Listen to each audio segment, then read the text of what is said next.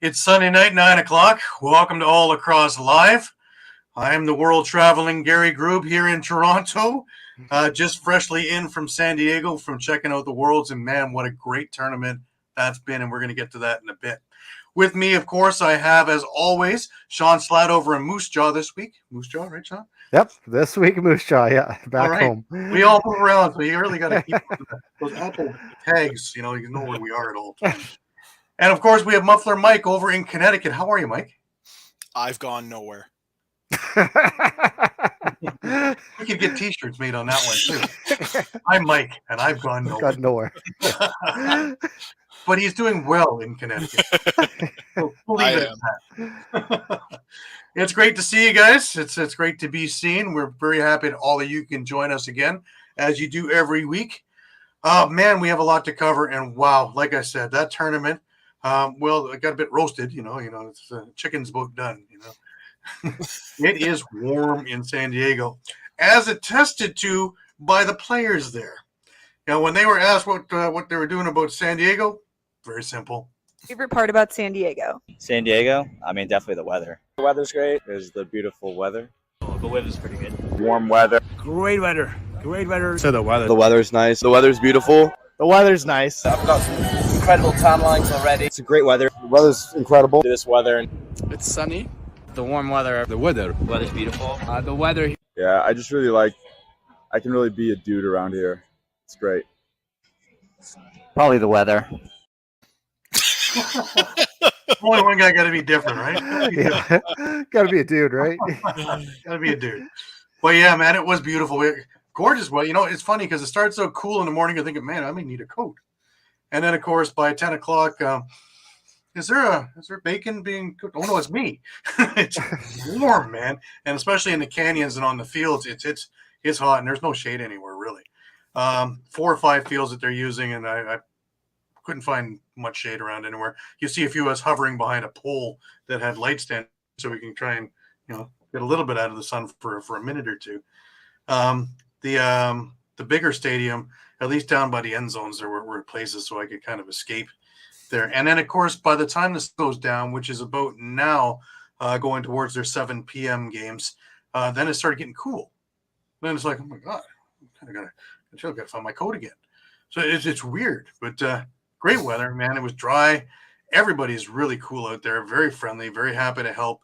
And it was run and is being run great. I got to give World Lacrosse all the props in the world because most everything was taken care of, and things that weren't taken care of, they were right on to try and fix, if not have answers immediately. Emails will be coming around, and lots of communication, lots of what's about to happen, what you need, and where you need to be. And it's been a tremendous experience. I am definitely looking forward to doing it again because it's just so well run, and to see a lot of these programs just way up there. Yes, it's in tiers, and I don't mean tiers like this. It's in tiers. You have the upper echelon, obviously, and then there is a drop off to the other ones. But some of those teams, man, they're going to be up there real fast. Team Israel is very, very impressive in my eyes. Team Japan is very, very impressive in my eyes. Team Japan especially. They're fast. They can score a lot. Team Israel has got great defense. They got a couple of really great players. Nathaniel Solomon that comes to mind, just dominating, and their goaltending is fantastic. Bill Baroza runs that team, and he's been a guest of mine on the other show, and Bill's a friend of mine, and hopefully we'll have him on this show as well as the other one again, because he's got another company as well, which has got some sporting stuff to help training. So we'll get him talking about his lacrosse stuff and it should be fantastic. But I got a couple of pictures of him coming up in the next little bit. Let's just get the network stuff out of the way so that we can get on with we have junior to cover, both East and West. We have OSL. We didn't have PLL, obviously, because 98% of them are playing in this tournament. But we have, of course, we have the MSL and WLA to cover as well. But just remember that all of our shows are on Facebook, Twitter, YouTube, and also Twitch. And you can catch all the action at eopsports.com. Remember to hit the subscribe, follow, and like buttons, and always share with friends, family, people down the street, anybody else that you might know or don't know, or, wrong number. Doesn't matter. Enjoy all of our affiliates. Also, as you can see, we have plenty of shows for everybody every day of the week. Broad Street Bully Podcast, Philly Press Box Radio, Edge of Philly Sports Live, Bird's Eye Q, Patterson Avenue Fanatics, Talking Philly Sports with Matty B, Devereaux Sports, The Painted Lines, and Party on Broad. And if you missed a show, no worries. You can grab the podcast on all the major podcasting companies, which include Amazon, iTunes, Google Play, TuneIn, Stitcher, Spotify, and so much more. And also you can catch it on the EOP YouTube page at EOP Sports on YouTube. Or if you're looking for our show in particular, you can grab that at All Across All the Time YouTube page. Remember, you can stay up to date with all sports by visiting EOPsports.com with great articles from our huge staff of contributors. And while you're there, please subscribe to our newsletter.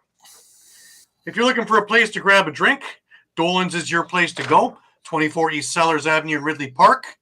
Music, great times, usually memorabilia giveaways. Dolansbar.com if you want to check it out. But really, get your butts over to 24 East Sellers Avenue. Tell them the EOP boys sent you and have a drink with the boys. Sherry's Ticket Town. Sherry'sTickets.com is easy to use and has no hidden fees. The price you see is the price you pay. Pay less and play more with Sherry'sTickets.com. Save even more by using the exclusive promo code EOP10. Don't pay hidden fees and save 10%. Why use any other ticket reseller and get those hard-to-come-by tickets to the big game?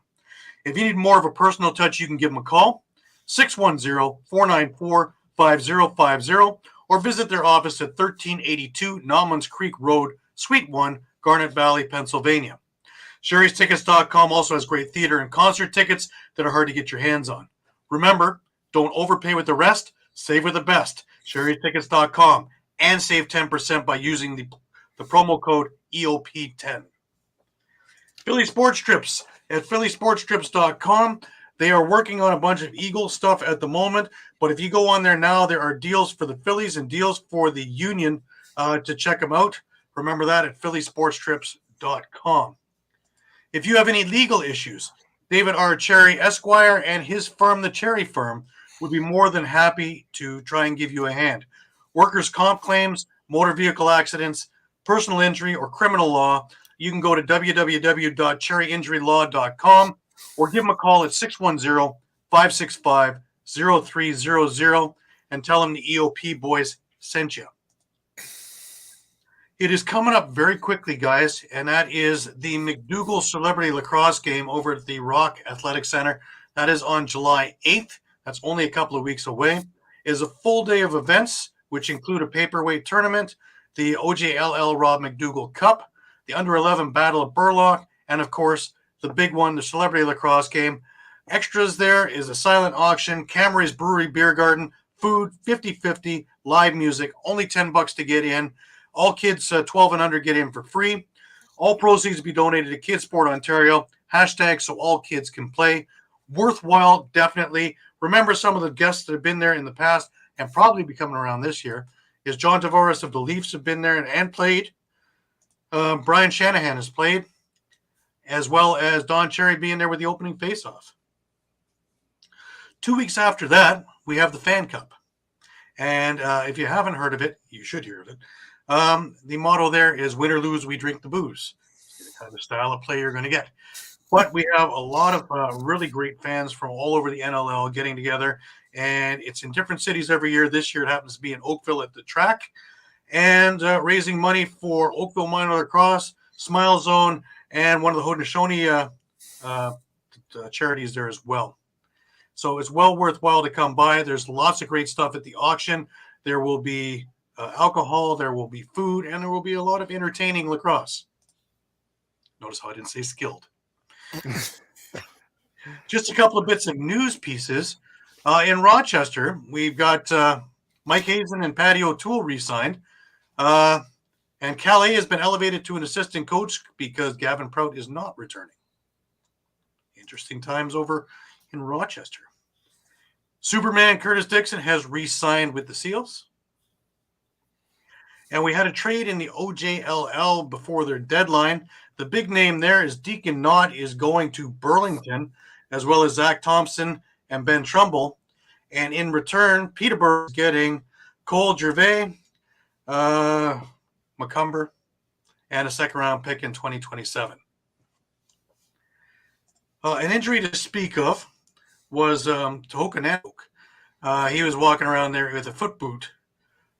So he obviously is not playing in the tournament, but with the team. And with him being out, Eli McLaughlin had been elevated to the team and is doing a really good job in replacement of. All right, guys, before we get on to the Worlds, let's look at a little bit of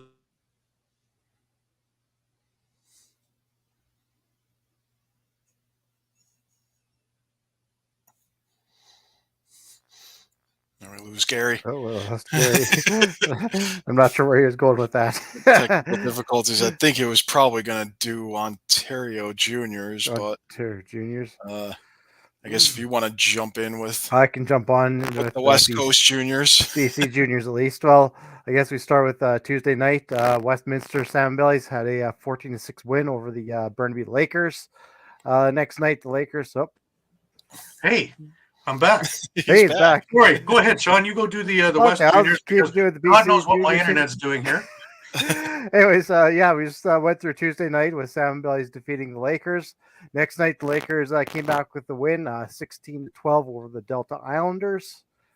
Thursday, the first place Coquitlam Adnax went 12-7 victory over the Langley Thunder.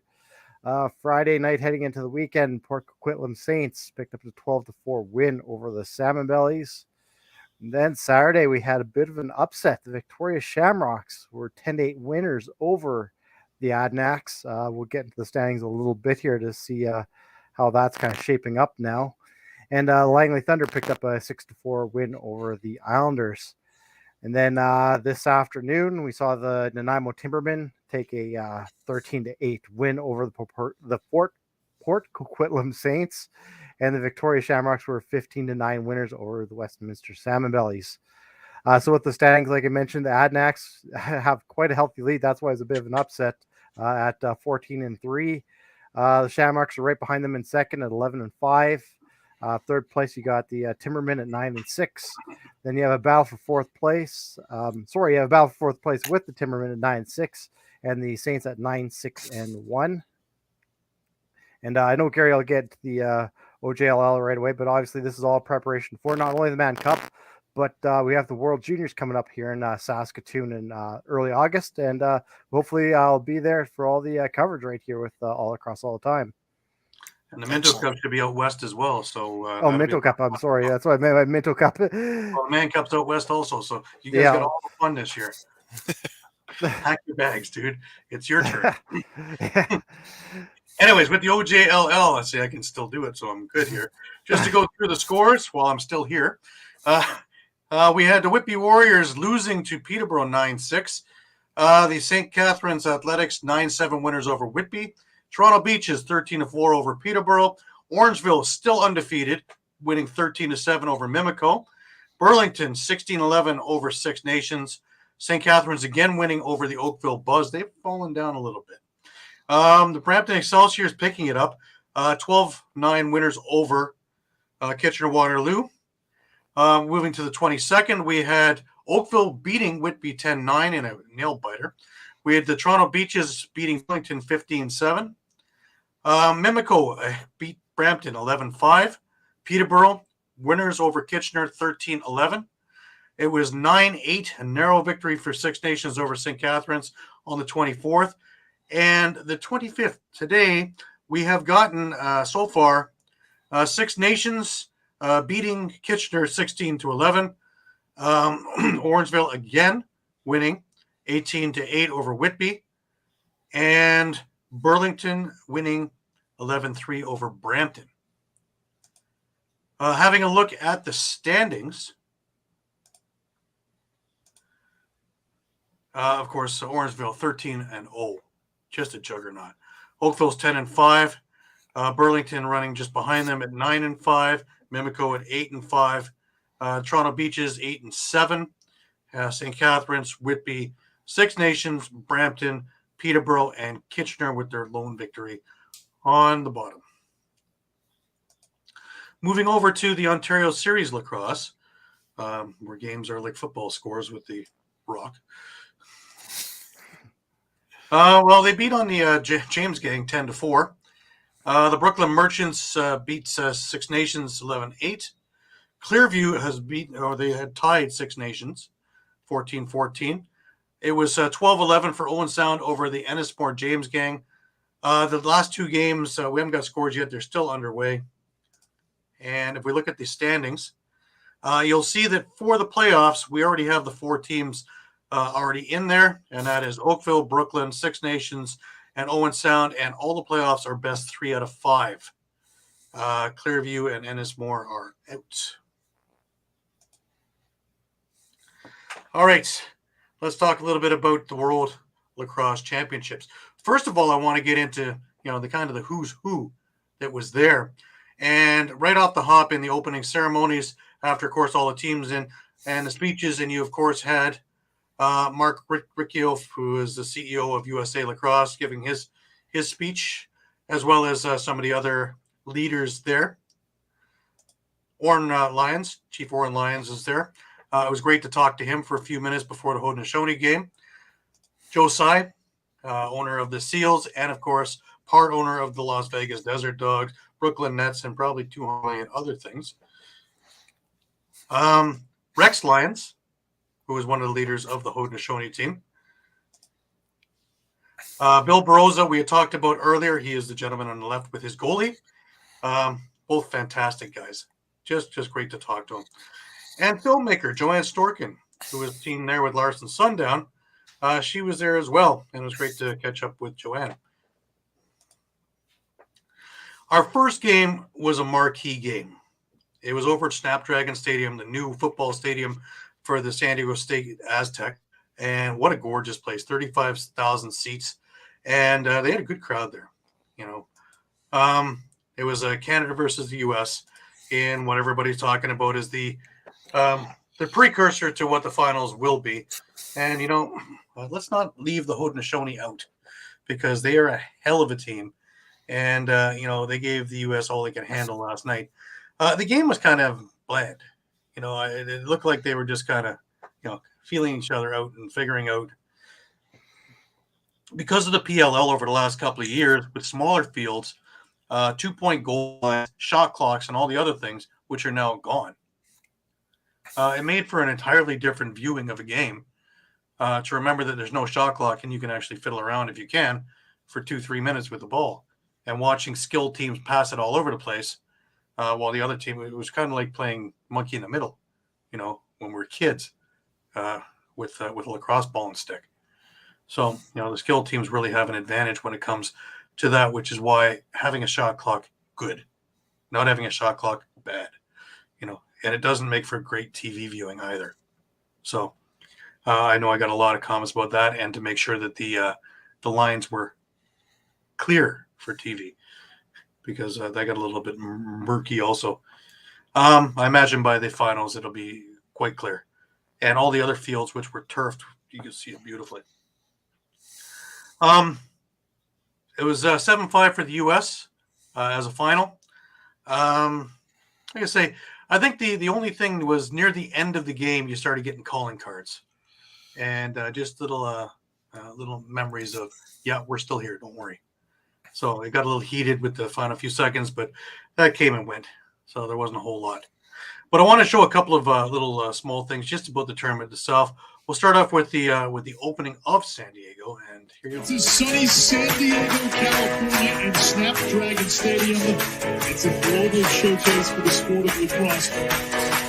A short while ago, opening ceremonies took place, and we saw the world of lacrosse gather here in Southern California, from the Haudenosaunee to Jamaica to the Peruvians.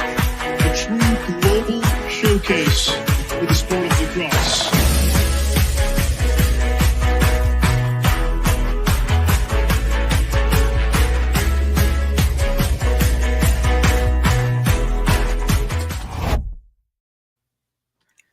Yeah, it's as good as it looks there, really, and then some. And the way it's set up is easy to get to. Tickets are easy to get to if you don't have them already from online. To get them, merch is easy to get. All bunch of things. Like I said, I got this really cool jersey from there. It has Canada on the back, so they'll custom do it for you. Each team has their own booths, so you can sell their own merch. I picked up a bunch of Haudenosaunee stuff as well, and they gave me the cool little bracelet to go with it. Few things that were there. If we look at the way things are right now, standing wise, and this is as of this morning, because obviously the games aren't finished today. USA was in first place, plus 11 differential. Haudenosaunee is in second place at a plus 12 differential, but only 1 point. Australia was in there with 1 point. Canada is sitting there with a this is even beforehand, before the other game. Oh, yeah, sorry. Because of the original one, this was after the first night. Dan Arestia did this one on Twitter. So the things have changed a little bit with Haudenosaunee losing to the U.S. Canada and Haudenosaunee play tonight, which is a pivotal game on how this plays, because both of them are sitting at 1-1, as the U.S. is sitting at 3-0. Right. Australia, I think the goalie went in for counseling after the last couple of days, because the Australia team, I don't know what they did to the schedule maker, but when you get the Haudenosaunee on your first game and U.S. on your second game, yes, you need therapy by the time you finished, because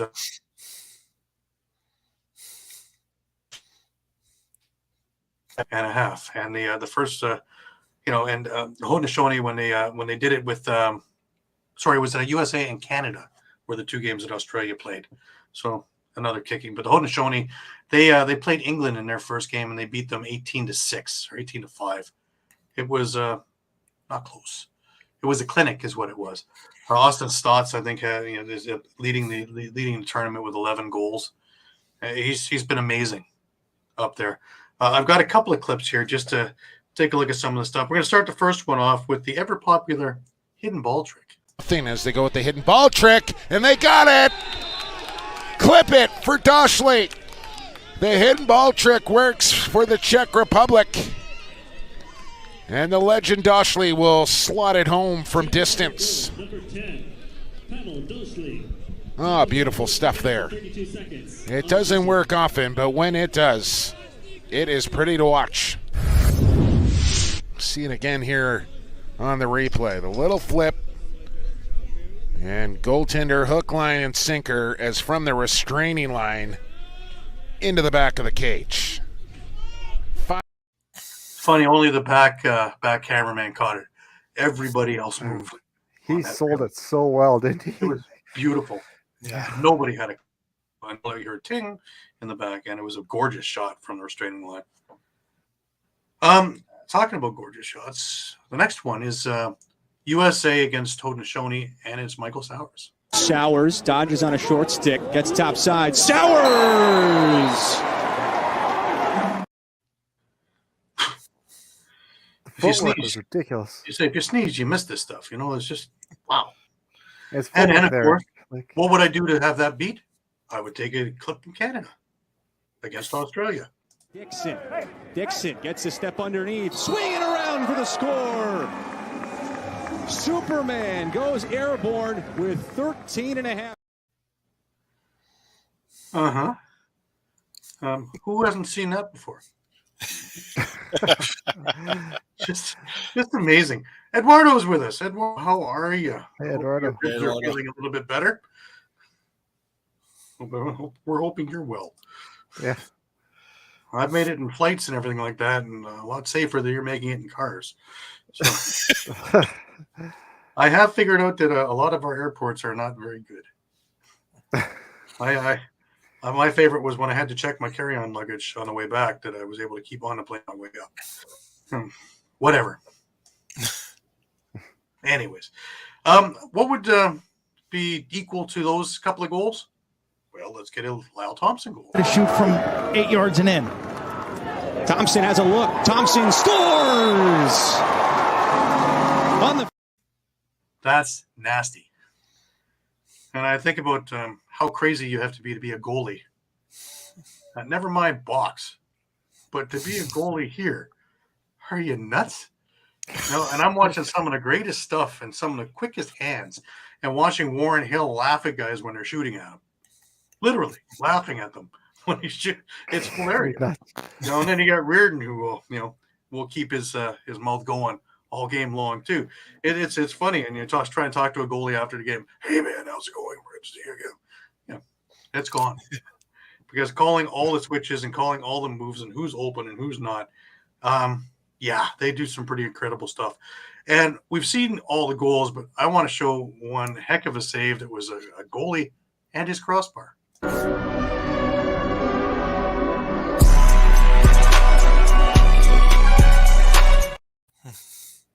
Notice he didn't go down. He made a foot save. It went off the crossbar. It went out, and he was ready for the next shot. Not ready for therapy just yet. That was the Australian.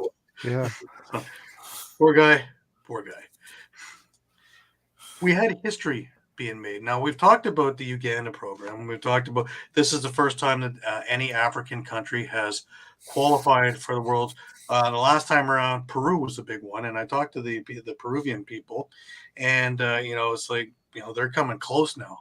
They're coming close to grabbing wins. I think they'd lost when I had left 2 games, both by a goal each, and damn good games. I had a chance to watch one of them. They're up and coming, so have no fear. But their first goal in history, here it is. Center now, Yusuf Ngawe. Ngawe gets inside, keeps it. Yusuf Ngawe scores! And a little stern of the pot feeding the boys. That's one of the best celebration things I've ever seen. Love the celebration. Yes. Yeah. Even the ladle in. Here you go. Yeah. Feed the boys. Yeah. That was amazing. That's a good goal too. Yeah, and kudos to them for it's a big moment. They haven't had a huge moment for them. They haven't had an easy time, guys. Let me just pull up something here. Their first game, they lost 18-0 to Japan. They just took a butt kicking, but they're smiling. They're so happy to be there. I've seen them outside of Snapdragon Stadium the first night after the Canada-US game and the opening ceremonies, and they're dancing away on the steps and out front and just having a great old time of their lives. This might be the first time they ever got out of where they were, and they're just living it and taking it all in. Absolutely the way this is supposed to be. And like I say, they lost 18-0 on Friday as their first game, and they didn't seem any worse for wear. They played France the next day, and they lost 13-5, and we saw one of the goals there. They had another rough one today where they played Wales and lost 17-4. But again, you have to build from somewhere, right? So it's a learning experience for them, right? Like this is exactly they're getting their bearings on what's going on. You got a team like Team Israel who's been there for a while now, and they're 3-0 now. But Team Philippine also had a couple wins under their belt now as well. They beat the Czech Republic today 10-4. Italy's had done really well, and they beat Scotland today 15-5. Germany, who I expected to do fairly well, they were winning 16. They won 16-4 today, and Hong Kong beat Austria 9-6. So again, your big ones are coming. Japan, we're talking about what a juggernaut they are. Well, they beat Denmark 23-3. Wow. The U.S. Torpedoed England was 18-1. Now remember, goal differential matters in this thing, and I don't think anybody's getting close to these guys when it comes to this. Poland beat New Zealand 11-7. Coming up is Ireland and Peru. It comes up in half an hour. Latvia against the Korean Republic, and of course, the game of the night is Canada versus the Haudenosaunee. It'll be on ESPN and on TSN, and if you have availability to either of them, by all means, please check it out. You will not be disappointed at all. One more little clip just to show a little bit of sense of humor between Latvia and Ireland. And I was at this game, and it was funny. And during this entire scrum, And Aglitas going for the Academy Award. Well, you might as well play like you were shot, right? Yeah. Just try and draw that penalty. It also fails, play dead. Mhm. Now, for anybody who thinks about just how tough a game this could be, I know that this clip had been going around a little bit, and I thought, why not play it for everybody? Wayne Gretzky, the great one, of course, of hockey fame, and now, of course, as an owner of the Las Vegas Desert Dogs with Joe Tsai, Dustin Johnson, and Steve Nash. He was talking on a talk show about lacrosse.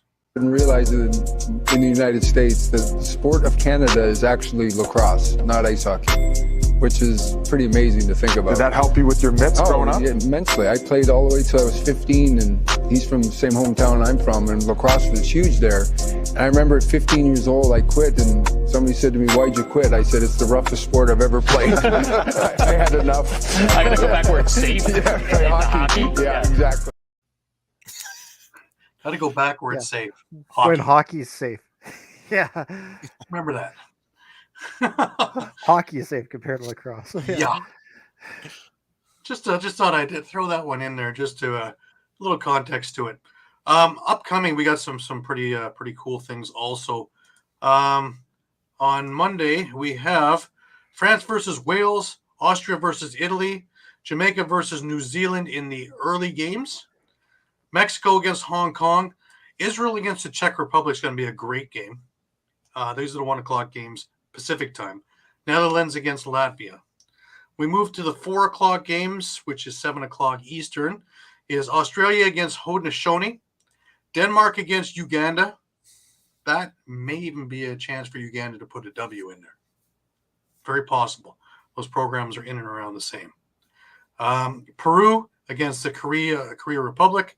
Philippines against Sweden as a 7 o'clock game. Poland against Switzerland, another 7 o'clock game. And at Torero Stadium, you have Canada against England in the late game as well. So great games ahead. After that, you start getting into placements.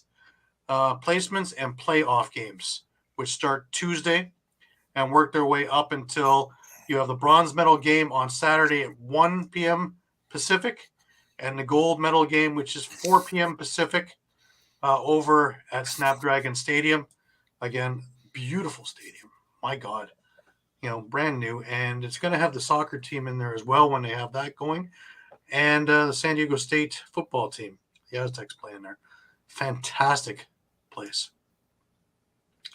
But let's get ourselves over to a little bit of WLA action. And, while you guys do that, of course, I'll be over there with a turf monster. By the way, we won't be seeing much more of this.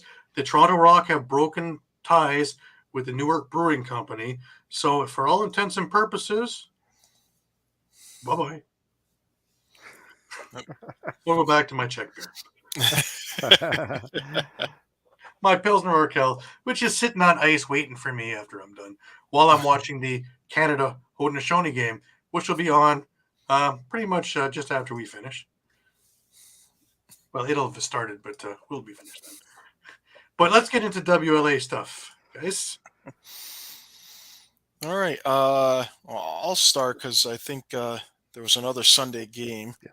So this time I'm prepared this week for last Sunday's game to recap. We had Nanaimo visiting Maple Ridge, and Timbermen come away with an 11-8 victory. The usual suspects for Nanaimo: Zach Mans, 3 goals, 4 assists. John Phillips, 1 and 4. You had Taggart Clark and Kyle Plaisted each had 2 goals, 2 assists. Nathan Grennan, who's come over to WLA this year, a pair of goals. And Justin Getty, 42 saves in the win. For Maple Ridge, you had Ryan Jones with 2 and 2. Dylan McIntosh and Garrett Winter with 2 and 1, and Joel Watson with 39 saves. And for Maple Ridge, I'm kind of seeing what I'm kind of seeing just from the box scores is, if all their, guys aren't on, they seem to be struggling. They seem to not get kind of these big like breakout type games, where one player goes off for a sock trick or something like that. Which, it has its pros and cons. It's definitely, obviously team game. So getting everyone to chip in, but it almost feels like they kind of need everyone to chip in every night in order to contend at this point. So, hopefully they can turn things around. I mean, it was nice to see them open the season with 2 wins, but, now they're running on a 6 or 7 game winless streak, other than the tie they managed against Victoria last week. So hopefully they can find a way to turn it around second half of the season. All right, that brings us to the Tuesday game where Langley once Langley. again is a winner, 10-9 over the Adanacs. Not by much, yeah. Oh, they are missing a couple of big pieces, aren't they? Yeah, I mean, we'll get into it later because they have one real big piece missing with the Worlds right now. But at least for this game, actually, it was interesting because Nathaniel Koznaikov went into the lineup on Tuesday night and made an immediate impact with Langley with 2 goals, 3 assists, 5 points. Again, Robert Church as well with 2 goals and 3 assists. So you're getting your main characters scoring. Connor Robinson also had 2 goals, 3 assists as well. So you had 3 guys with 5 points. Dane Dobie, of course, with 4, but then it kind of drops off after that. So you kind of wonder if they kind of got everything kind of stacked, those top tier guys, but after that, you don't really have much secondary scoring, which you kind of wonder about. Again, you have Frank Chiliano in goal, stopped 38 of 47 in the win. For the Adanacs, Chase McIntyre had 5 assists. Brett McIntyre had 3 assists. And Adam Noakes had 3 assists. And then you got hat tricks from Jalen Chaster and Vinny Ricci, and 2 goals by Clark Walter. And Chiliano was the player of the week, too, for week 4. Yeah. He was. I mean, he's definitely definitely holding strong in the net for Langley. That should make a lot of Seals fans breathe easier. Yeah. Yeah, definitely. I mean, we saw it last year too with Chiliano, though he kind of dropped off. I mean, It's a little bit of a different game, right? Because you got the bigger wooden stick in WLA, the bigger net, smaller equipment, stuff like that. But it's a little bit of a different game once you head over to the NL. It is. Can't argue with that. Yeah. Hey, Grant. Welcome. Grant. 3-0. Yes, the Jamaican lacrosse team. Yeah, man. And they're a bunch of big boys, too, man. I've seen them all iced up after their game when I was watching the Czech Republic a couple of days ago. And, yeah, very friendly guys. But, yeah. I saw a few big hits from those guys. They're tough. Yeah, they are. And they do have some wings and NLL representation with Marcus Minichiello on the team. So, yep, exactly. Like I say, the one that got me was Team Israel is 3-0 too. So there's some great programs that are coming along really nicely. That's like awesome. I can't wait to watch what's coming up in the future, because if they're doing this now and really with not a lot of NLL, PLL help, it's amazing to see these guys up and coming. Just like when I was at the Rubeski tournament and saw the stuff with some of the European box, and watching these programs develop and learn, it's just what like hockey was back in the 80s. And the teams like Finland, the teams like, well, Sweden were always decent, but they started really moving upper echelon to the point that they were winning these tournaments. And it wasn't a surprise anymore. That's what I'm waiting to see, because then it'll become very interesting. And it's coming at the right time, because if we're starting to do it now, by the time 2028 rolls around in the Olympics and everybody's learning sixes at the same time, so there is no unfair advantage, we should see some really interesting stuff by the time the Olympics roll around. Yeah, should make for some great competition. Oh, yeah. All right, let's move over to the Wednesday night game, and that was the Thunder against the Burrards. They won by a little bit bigger of a margin, A but little not bit much. bigger. Yeah, and as I kind of foreshadowed there, of course, Langley's without Curtis Dixon for this game as he's over in the Worlds. But yeah, they still pulled out the 11-7 victory. Big night for Connor Robinson as he kind of stepped it up with 4 goals. Robert Church became more of a playmaker as well as Dane Dobie with 4 assists for Church, 3 for Dobie. Tristan Kirkham had a pair of goals as well as Koznikov, a couple of goals. So again, making a mini impact there. Over for the Berards, hat trick with Garrett Winter. Caden Dowdy had a pair of goals, and Ryan Jones had a goal and assist. Again, as Mike kind of mentioned with Maple Ridge, I mean, they had kind of 2 guys that really kind of had 5 of their 7 goals, really. Unless it's a whole team effort, they're going to have difficulties moving on. As I kind of mentioned before the season, are they as bad as they were last year? I think they're a better team than they were. And themselves are already showing with their 2 wins, but there's still some holes to be filled. Alrighty. That brings us over to the Thursday night game. The Salmon Bellies and the Lakers. Bellies pick up another win. Yeah, let me get my Salmon Bellies and Lakers. Yeah, 8-3. And this was a goaltenders duel. 103 shots between the 2 teams. 53 for the Salmon Bellies and 50 for Lakers, and yet there's only 11 goals scored between the 2 of them. So both goaltenders were standing on their heads. Cam McLeod only 2 goals against on 47 saves, and Keegan Melnichuk for the Lakers. Only 8 goals against on 54 shots. So even when Keegan took that loss, I mean, he was facing a lot of rubber. So yeah, give him credit for even just giving up 8 goals. Mm-hmm. Definitely. We moved to another close one with the Bellies, and they beat the Shamrocks. My poor Shamrocks, man. What's wrong with my Shamrocks?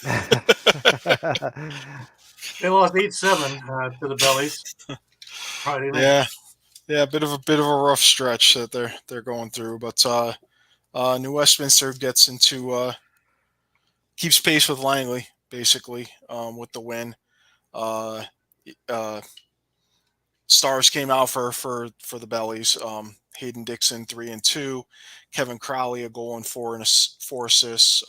Jordan McBride 1-4 as well, and gotta keep mentioning because he's probably the biggest pickup in the WLA this year. I'd say is Ryan Martell, another 2 goals for New Westminster, and then the other story obviously with them, Neil Tyak, 36 saves. He's now 5-0 in his starts.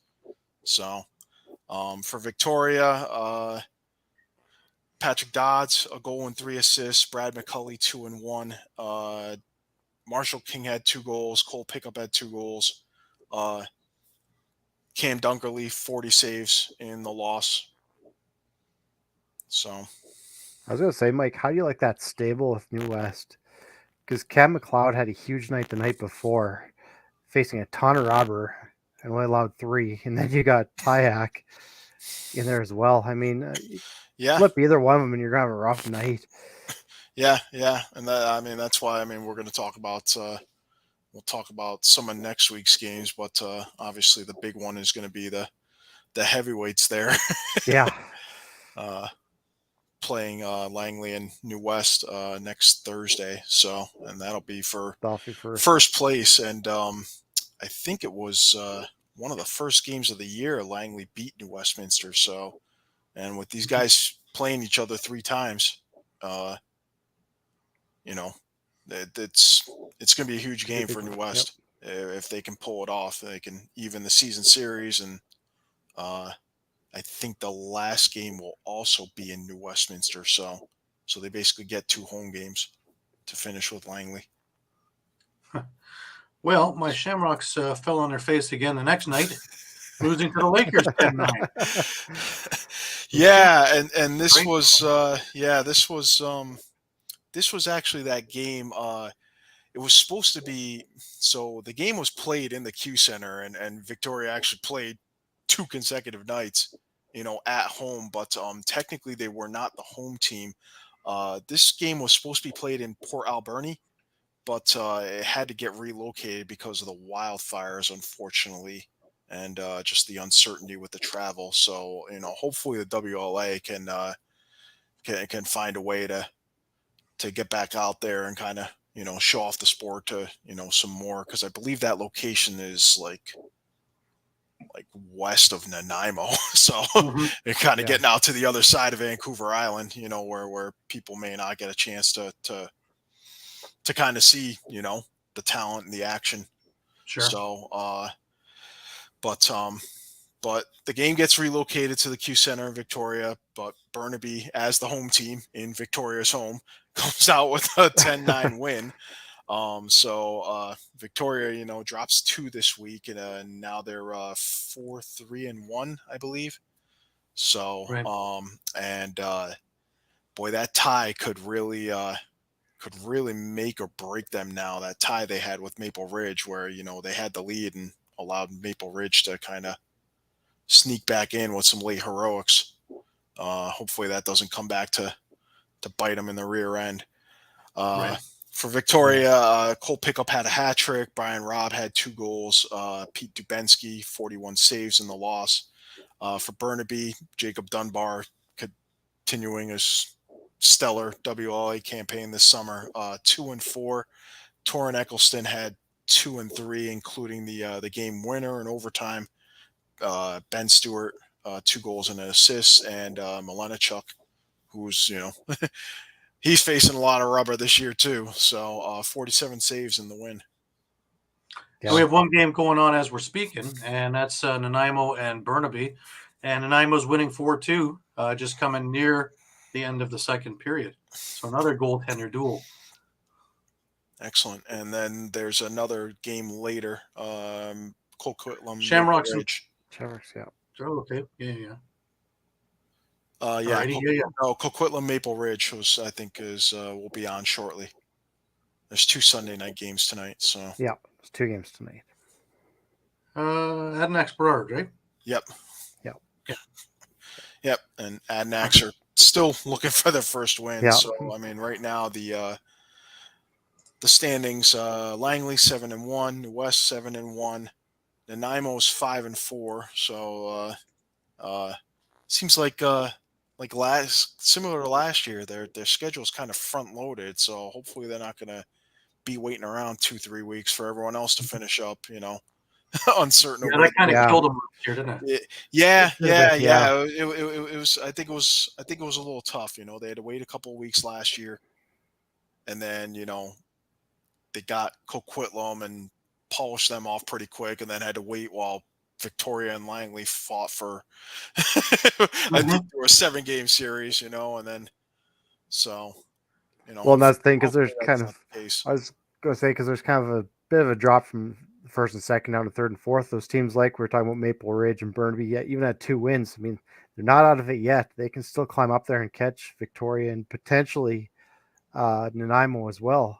4 wins and 5 wins. Yeah, I think so. Yeah, I can't disagree with that, because they've got maybe a game or 2 in hand too on Nanaimo. Yeah. Though that might maybe even out over the next couple of weeks, but and then you've got Coquitlam 0-7, unfortunately. Yeah, unless they pick things up, I don't see them going very far. So, right. But the big one again this week will be Langley, New Westminster, Thursday, and little edge in New Westminster's favor. That Langley will be playing home the night before against Victoria. So it'll depend on how quickly you get Chris Dixon back in lineup with Langley too, with the Worlds going on. You won't see him back until the following week, because so he's probably going to be out of the lineup. The gold medal game, right, or the bronze medal game for that. Yeah, so he's going to be out of the lineup then. Yeah, right. So you won't see him until the following week in there. So we'll see. So it's going to be a rough week, yeah. And I mean, if New Westminster takes this game, they tie up the season series. They get the last, the rubber match at home. And They're sitting alone in first. Yeah. Yeah. And with Langley playing the night before, they could open up a 2-game lead quickly this week. New Westminster does have a second game this week, but it's Friday at Burnaby. So, there's good chance that New Westminster can kind of take control, at the halfway point here. Well, that brings us over to some of the MSL stuff. And hey, Pat's there. Yeah. Hey, Pat. Hey, Pat. How you doing? Hey, Pat. Thanks for joining with us. The first game was last Sunday, and that was Peterborough visiting Brampton. And unfortunately, Brampton couldn't make the game. Peterborough beat them 13-2. Now, to start this game, it looked like it was going to be a pretty good game. Josh Currier got the game going for Peterborough. Lucas Burra tied it up. Brampton actually took the lead 2-1 about halfway through the first period. Josh Currier ties it. DJ Clark gives them the lead. Again, Brampton, that was a penalty. Sorry. Brampton got their second goal with Tyler Ferreira, and it was 3-2 after one. Seemed like a pretty good game. Then Brampton had to go, and Peterborough just kept shooting away. Mitch Ogilvie, Austin Hazen, Tate Catoni, and Robert Hope all hit at once, one after the other. That was the first half of the second period, followed by Turner Evans, Josh Currier, and DJ Clark with his second. And we were off to the races. At this point, it was 10. The last couple of goals came with Turner Evans, Austin Hazen with a couple, with 3, and Tate Catoni joining in 2. Owen Hiltz also had a goal, just to add to good measure. 13-2 was your final score. That was a drubbing. That's Peterborough playing the most complete game they've played yet this year, which for every other team in the MSL, they need to take notice that this team has become serious. Because up until this point, they've been kind of distracted with the Sean Evans stuff and everything else that's going on. And now they're focused on what they're doing. Even goalie-wise, they had Hutchison and they didn't have Landon Kelson either. So look out. Six Nations, depleted as they are because a good chunk of them are with the Haudenosaunee team, squeaked by Brooklyn 9-8 in what was a very, very good game. Luke Pilcher opened the scoring on the power play for Brooklyn. Eric Fennell tied the game up, and that was it for the first period scoring. Parker Pfeiffer, Jack Travasos made it a 3-1 game for Brooklyn. Ben McIntosh got one back. Brady Kiernan and Luke Pilcher, and it was 5-2. Enter the Six Nation juggernaut. Ben McIntosh twice, once on the power play. Brad Cree with his first of the year. Brian Cole, and all of a sudden, Six Nations is up by a goal. Jacob Martino ties it up. Shane Jackson then starts his evening. And with 1 second left in the second, Jackson scores. And we have ourselves a 7-6 game after 2. Charlie Scanlon gets one for the Six Nations, get them rolling into the third. Power play goal by Shane Jackson. Not to be outdone, though, Brooklyn didn't give up. They kept pushing. Ryan Keenan got a power play goal about halfway through the period. Brady Kernan got a goal with just over 5 minutes to go. And it looked like maybe we'd have another one of those overtime finishes. But as it held, Six Nation was able to hold. And that was the end of that. Nick DeMood played sensational in that. Doug Jamieson also had a strong night, and he was able to stone Brooklyn once and for all to end that game. So Nations just gets by. We move to the Wednesday night game, and Coburg faces Brooklyn. Remember, Brooklyn had just played the night before. It didn't slow them down any because they beat the Kodiaks 12-7 at home. In this game, it was the Kodiaks that got off to a quick start with Curtis Conley and Scott Dominy scoring in transition only a couple of minutes into the game. Brooklyn then woke up. Corson Keeley, Ryan McCrory, Jack Boyden, and Brady Kernan all scored, and that was the end of the first. It was 4-2 for Brooklyn after one. Kyle Waters increased the lead, make it 5 with a power play goal. Brady Kernan, 6. Hunter Ag has finally stopped this 6-goal run with a power play marker for the Kodiaks. Trent Boyd and Scott Dominy traded goals. Kyle Waters had a couple more after that to increase Brooklyn's lead, followed by another part of their run with Brady Kiernan and Jack Boyden to end the second period with them up 11-4 and looking like they had this thing completely in control. Well, here comes the third period, and this was, for the most part, all Kodiaks. Bo Columbus, Tyler Hendricks, and Tanner Buck scored, and all of a sudden, we had ourselves an 11-7 game. Josh DeGury put out the fire there with 44 seconds left, and it was 12-7 for Brooklyn. They are your winners on this night. The Thursday night thing, we had 2 games. We had Brampton going against Coburg, Mike. Yeah, so Brampton, survives survives a late charge. They pretty much had control of this through a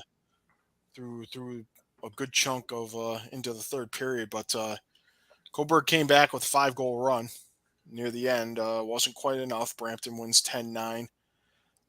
Tanner Thompson had 2 and 2 for Brampton. Stephen Portelli had a goal and 3 assists. His goal was the game-winning goal. Lucas Nagy in net performing very well for the Excelsiors. Mm-hmm. For Coburg, he had Marshall Powless with a goal and 3 assists. Tanner Buck had 3 and 2. Aaron Woods had a hat trick. And I believe all those goals might have been in the third period as part of the big run. But also nice to see Lane Rushka in net for Coburg. Definitely, and not to be outdone, in that last minute, they got 2 goals. So who knows, if they had another minute to play, who knows, Brampton might have dropped this one too. Yeah. Even another 15, 30 seconds. Yeah. We'll tie it up. So, but finishing, that's where they need to learn how to finish their games. Yep. That same night, of course, we had the marquee matchup, and that was Peterborough and Six Nations. However, of course, Six Nations was down a few guys towards it, and so actually was Peterborough, who've lost some of their players to Team Canada and Team USA. Looking through it, it was Peterborough sneaking by 9-8. Were there a lot of shots? Yes, there were 100 shots in this game. So there was plenty of firepower going around. Turner Evans was the one who had the night there for Peterborough. He opened a scoring on a power play. Sam Leclerc tied it up. Turner Evans got another goal in the first, followed by Brian Cole on the power play. So it was 2-2 after 1. Holden DeCatoni put Peterborough up ahead, but then Sam Leclerc and Ben McIntosh gave the lead on over 2 Nations, at this point being 4-3. However, here comes Peterborough with 5 goals to end the second and add another one in on the third, so a 6-goal run. Turner Evans, Carter Page, Jason Knox, Carter Page with another one, and Turner Evans with his third of the night. And at that point, we are 8-4 heading into the third period. Well, as all these games go, it seems. Peterborough got another goal with Jason Knox, making it 9-4. And all of a sudden, it was all Nations. Jackson had a hat trick in the third period. Only thing broke that up was a Mason Kaminga's power play goal with about 5 minutes left. But again, Peterborough was able to hang on. And, through the last 5 minutes of the game, Landon Kells in net this time. And they wound up pulling out the 9-8 victory, which I believe evens the season series. So interesting the way this one's going to go down to the wire. We had one more game this week, and that was this evening. And that was Brampton and Coburg in the rubber match in the, well, shall we say that Coburg got a little bit of revenge. They won 9-5 tonight. Brampton looked good out of the first, man. They scored the first 4 goals. Penn Eierstrat was the first one with a couple of goals in that first. James Whiteford and Henry Follows. Carson Moyer was the only scoring for the Kodiaks. The second period was exactly the opposite, where Coburg got 4 goals and Brampton could only muster 1. So we were all tied up going into the third, and in which this was all Kodiaks. In fact, the last 2 periods, it was 8-1 in favor of the Kodiaks. So kind of like that last Sunday game where Brampton started out well and then just fizzled away. That's kind of what happened in this game. They started out well and completely fizzled to nothing. So there's stuff that needs to be addressed there, and it's staying power. They have goal scorers. Interestingly enough, that tonight Lane Rusko was in net for Coburg, but Craig Wendy was in net for the Brampton squad. So they're tinkering around. They're trying to make things work. But I guess it's growing pains, really. Looking at the standings, you see Sick Nations is up 7 wins, 2 losses. Peterborough is right behind them, 6 wins, 2 losses. Brooklyn is at 3-3. Coburg is 2-6, and Brampton is sitting at 2-7. The goal differentials, that's what's going to be the difference in this thing, is that Brampton is a goal differential of -38, which is what will be keeping them in the basement for some time, I think, because both Coburg and Brooklyn are at a -5. So if we're coming down to that, that doesn't stand a chance. Not unless one of them just takes off and goes home. Midway through. Yeah, and I was going to say it doesn't get any easier for Brampton. I mean, they play tonight, and then there's only two other games this week, I think, and they're involved in both of them. They've got to play at Brooklyn and then at Peterborough on consecutive nights. So yeah, and neither of them's going to be an easy game. Yeah. So they could very well be looking at heading into the 4th of July holiday at 2-9. So, by the way, they play on the 4th of July too. Oh boy, they play Six Nations. Oh jeez, to the fun. So it's a Brampton week. Yeah, from hell for them. Yeah. A rough stretch. Yeah. So, but we'll see how they can respond. So, because right now it's looking like they'll be fighting with Coburg for maybe the final playoff spot. Well, I don't see really any surprises in the MSL standings or in the MSL way it goes. You've got Peterborough and you've got Six Nations running away with it, and then you have everybody else. And that's the way it's been for quite some time. I'm hoping that changes once Oakville comes back and maybe Owen Sound comes in, and maybe things just spread out a little bit, and we'll see. And then Brampton can get another year in and get a little more drafting and try and get their feet firmly on the ground for 60 minutes, not 40, not 20, and get a whole game out of them. That should be interesting for everybody to watch at that stage. In the WLA, guys, you see anything that is out of the norm? Not overly, I don't think. It's kind of a similar situation. You've got New West and Langley kind of running away with it in first and second. Then you got the rest of the pack.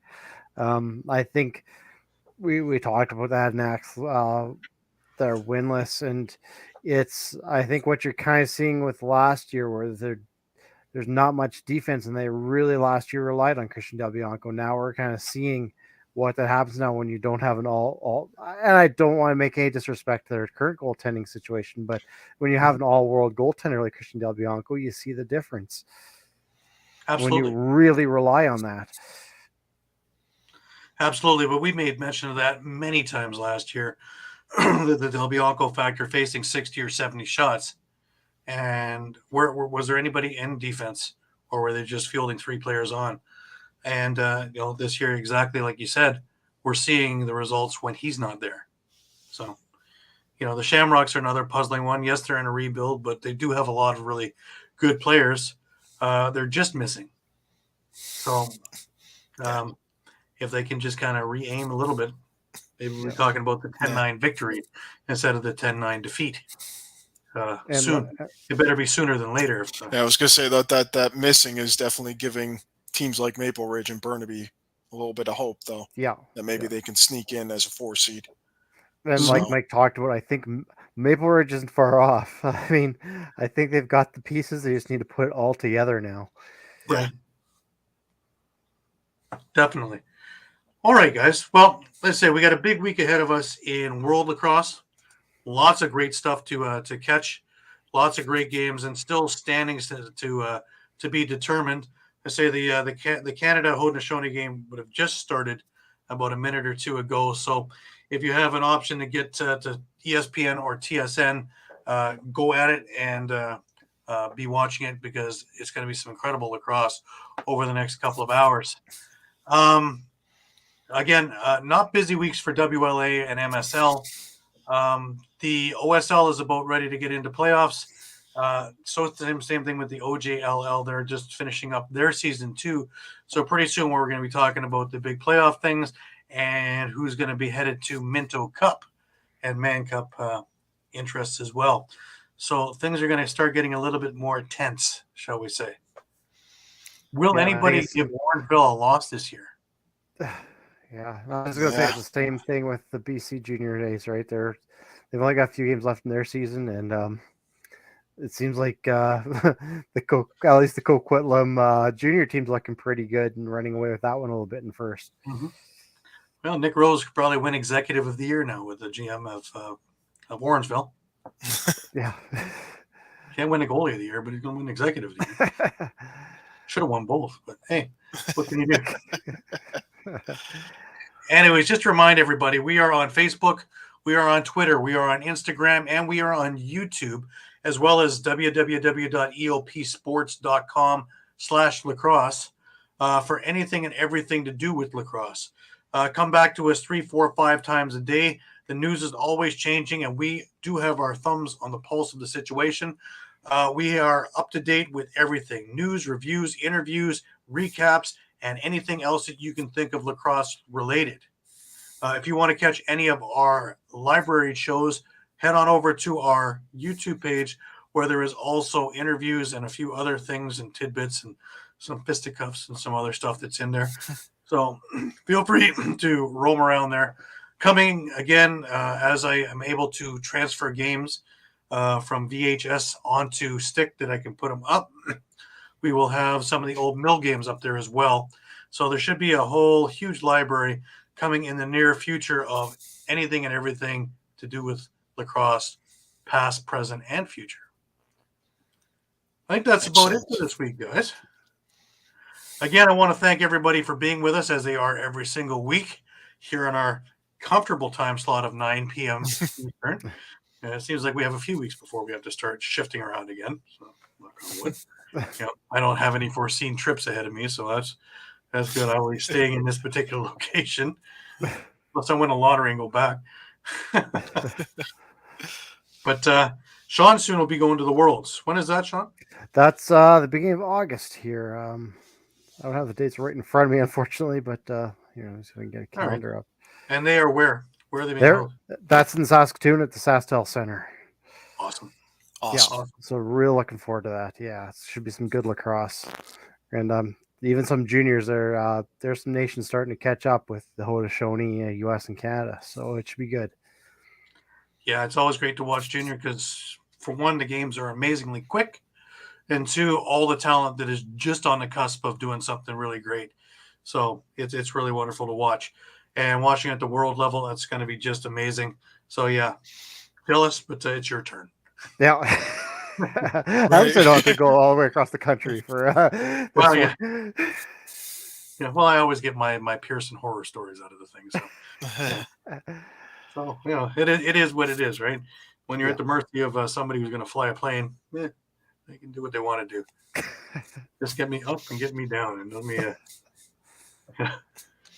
It's funny though, because you think you're being robbed on the ground. Wait till you try and look for a drink in the air. When you have to sign mortgage papers, you know that you're in deep. Yeah. Anyways, for Muffler Mike over in Connecticut, any last words? Just looking forward to Worlds moving into the knockout rounds and seeing how things shape up in WLA MSL. And over in Moose Jaw, Shawn, any last words? Yeah, same thing. Looking forward to the Worlds and that big game of the WLA this week on Thursday night. That should be a good one between the Salmon Bellies and the Thunder. Definitely, and I'm definitely keeping my eye on a number of different things in the Worlds there, as well as some of the nations that don't make the news all the time, because I really saw a couple of really great players along the way, and and got some of the backstories behind them, and it really is cool to see where these people come from. And it's not like they were, here they had a stick in their hand when they were 5 years old. Some of these guys didn't even figure out the game or heard of the game until they were, early teens. And to see their athletic abilities and just the camaraderie on these teams is amazing. But like I say, it is a first class run tournament. World Lacrosse should be commended on every aspect of it. They're doing a bang up job, and there are people at the ready to try and fix or help or do things all the way through. So they seem to have, an answer for just about anything, and when they don't, they have people around to get it. So it's been a pleasure working with them on all of this, and I look forward to doing a lot more with them in the coming future. So anyways, for the boys here and for myself, we want to thank you again, as always, to coming aboard and sticking with us for an hour and a half weekly, and we look forward to seeing you again next week. Until then, everybody have a great week. Remember, catch all those games because they are going to be awesome.